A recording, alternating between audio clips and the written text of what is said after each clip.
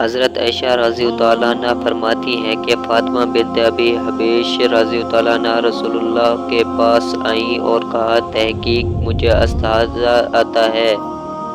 اور میں پاک نہیں ہوتی تو کیا میں نماز چھوڑ دوں؟ آپ نے فرمایا نہیں،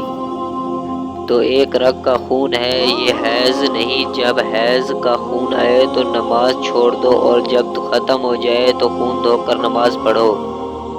حضرت عائشہ رضی اللہ عنہا سے روایت ہے کہ ایک عورت کو رسول اللہ صلی اللہ علیہ وسلم کے دور میں استحاضہ آتا تھا۔ اسے کہا گیا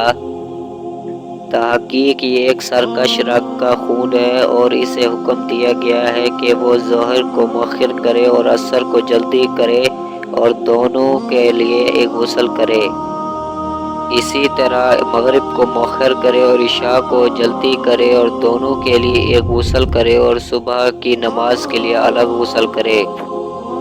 حضرت ابو ہریرہ رضی اللہ عنہ سے روایت ہے نبی صلی اللہ علیہ وسلم نے فرمایا جب تم میں سے کوئی نیند سے بیدار ہو